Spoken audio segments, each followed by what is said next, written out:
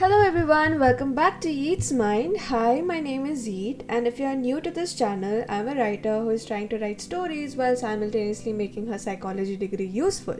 So before I start off with this video today, which is very important to me, I would like to address that I'm very sorry for not being consistent. I've been dealing with a lot of personal problems and academic stress, which is not a very good combination. I feel very underwhelmed and sometimes I have zero interest in doing things that I want to because of this pressure. However, I had to make a video about this because I had one reaction video ready, but my friends advised me not to put it because I'm a young channel and welcoming criticisms right now isn't a good idea. Anyways, I'll try to keep this video as diplomatic as possible for the comfort of the viewer. So let's start with eating your mind.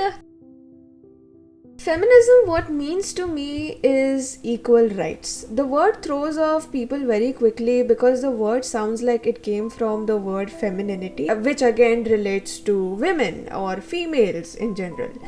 When I was in the 8th grade, I was first introduced to this concept of feminism by Emma Watson and her speech for the He for She movement at the United Nations. That's when I understood what is gender rights and how it impacts mental health. So, recently I have seen people watch The Wizard Liz, who in the name of feminism speaks that men are liable to pay for everything and women's money is our own money and it should be used only by us. Then we have Awkward Goat, a popular mental health advocate on Indian social media who talks about how the opposite of feminism is misogynist and a potential rapist. And I'm sorry to break it to you, Didi, it's not, it's anti-feminism.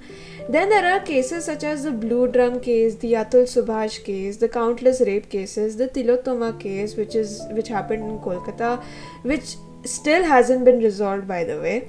And Mamta Banerjee's very famous quote right now that I heard was, "A girl child should not be allowed to go outside in the night." So there is a lot of oppression in the society and some people think that they know what is the best thing to do.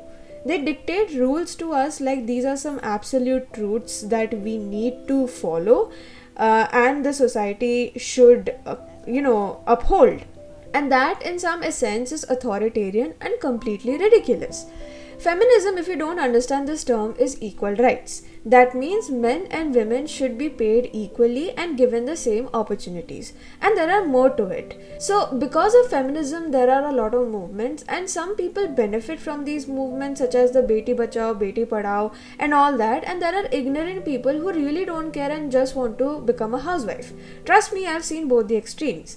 The point is that if a girl wants to study, she gets to study because she has the option which was not available before. It is to be empowered in the sense that we have a voice and that voice is heard. Throughout history, women have been treated submissively and eventually something to be controlled. Women are considered weak because they are emotional, and it is a common belief that most men have. In fact, women too, that women can't do things because wo ladki hai. Emotions are associated as a feminine trait, which is completely false because emotions are there both in men and women. I won't go deep down into this section because it will take me another whole video to talk about it. While we are on this topic, let me just put it out there that feminism does not promote prostitution. Feminism liberated women from prostitution and gave them to choose a different path. If you regress to this field of work, it was your choice that women were once forced to take, was sold to, and that is not empowerment, that is quick money. Being a feminist doesn't mean you are supporting women. You are also supporting men by lifting off societal pressures. Like men are the only earners in a family. Men don't cry. Men don't act like this or men don't act like that. These are some social constructs that fall under social psychology, where we study how societal beliefs, events, etc. shape human behavior.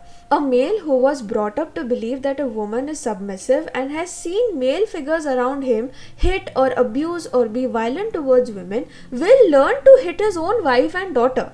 A female who has been brought up to believe that a woman is submissive and has seen female figures endure the violence, never complain, and has been taught to just accept it, get into relationships that are abusive, violent, and don't know how to leave due to a concept called learned helplessness that she has internalized thanks to her female figures and male figures.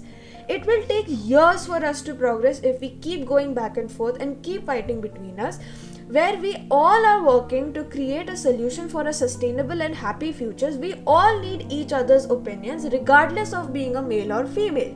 I don't want to argue about women also should go to war and stuff, because I have seen women in all fields and it is nothing new. We have too much history of female warriors and Google exists if you want to look it up. From an equal society, we have come down to a society that is fighting to be on top for fucking what? For absolutely nothing. Additionally, therapy is not about desensitization and generalization. Everyone's experiences are different, unique, and therapy targets individuals' problems, not a societal problem. There are other bodies of society that govern those. When I started studying psychology, the most weird part was that we don't exactly know what normal is. So normality is a benchmark that we have created to test abnormality. What is normal for you and me is not normal for other people.